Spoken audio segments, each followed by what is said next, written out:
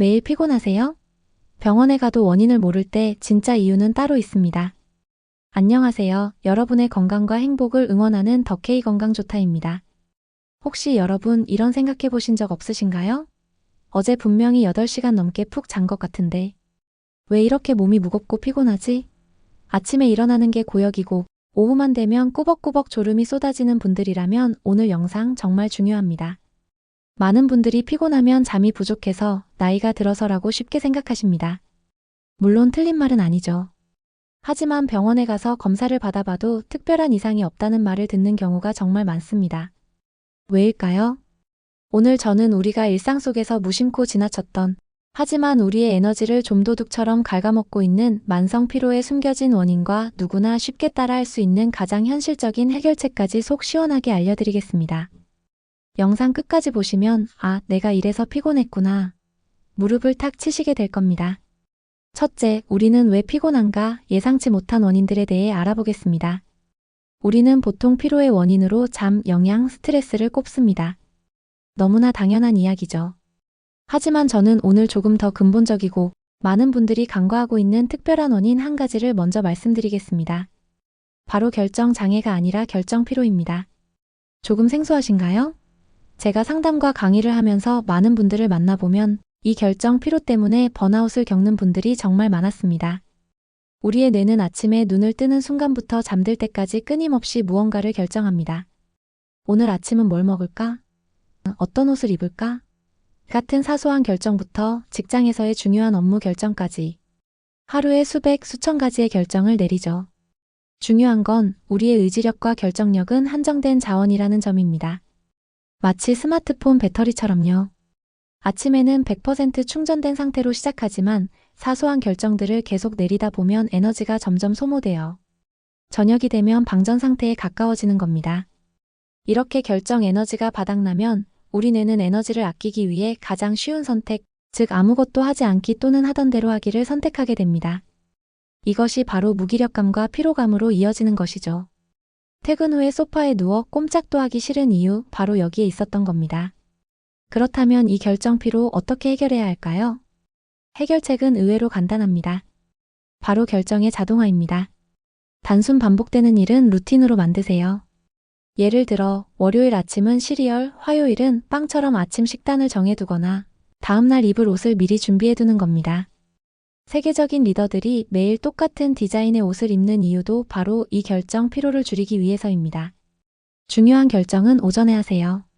뇌 에너지가 가장 충만한 오전에 중요한 일을 처리하고 오후에는 비교적 가벼운 일을 하는 겁니다.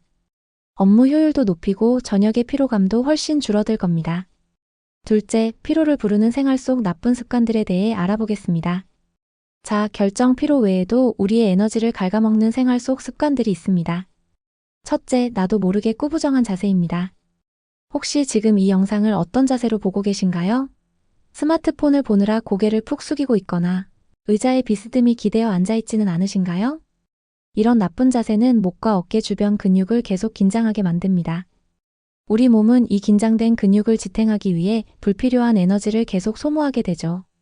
특별히 힘든 일을 하지 않았는데도 목덜미가 뻐근하고 몸이 무겁게 느껴진다면 바로 이 자세 때문일 가능성이 높습니다. 해결책은 30분에 한 번씩이라도 자리에서 일어나 가슴을 쫙 펴는 스트레칭을 해보세요. 화면을 눈높이에 맞추는 것만으로도 목의 부담을 크게 줄일 수 있습니다. 둘째, 가짜 배고픔에 속아 마시는 달콤한 음료입니다. 피곤하고 스트레스 받을 때 시원한 탄산음료나 달콤한 커피 한 잔 생각나시죠? 하지만 이런 음료들은 혈당을 급격히 올렸다가 떨어뜨리는 혈당 롤러코스터 현상을 일으킵니다. 혈당이 급격히 떨어질 때 우리 몸은 극심한 피로감과 무기력감을 느끼게 됩니다. 이는 잠깐의 즐거움을 위해 더 큰 피로를 불러오는 악순환의 시작입니다. 해결책은 갈증이 느껴질 때는 음료수 대신 물을 마시는 습관을 들여보세요.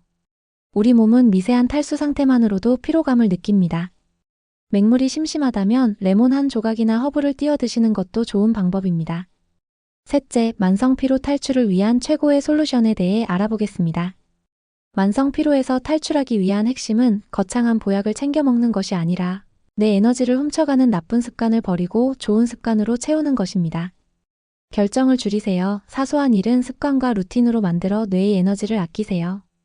자세를 바로 하세요. 틈틈이 스트레칭으로 뭉친 근육을 풀고 바른 자세를 유지하려고 의식적으로 노력하세요.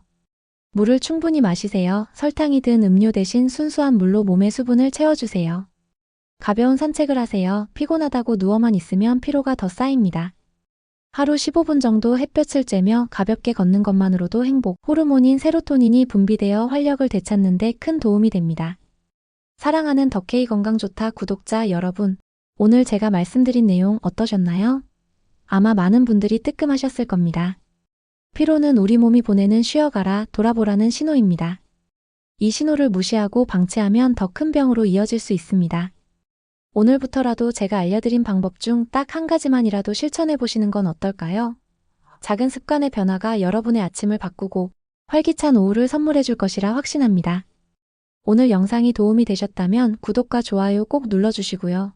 여러분만의 피로회복 비법이 있다면 댓글로 함께 나눠주세요. 여러분의 건강한 삶을 위한 유익한 정보로 다시 찾아뵙겠습니다. 감사합니다.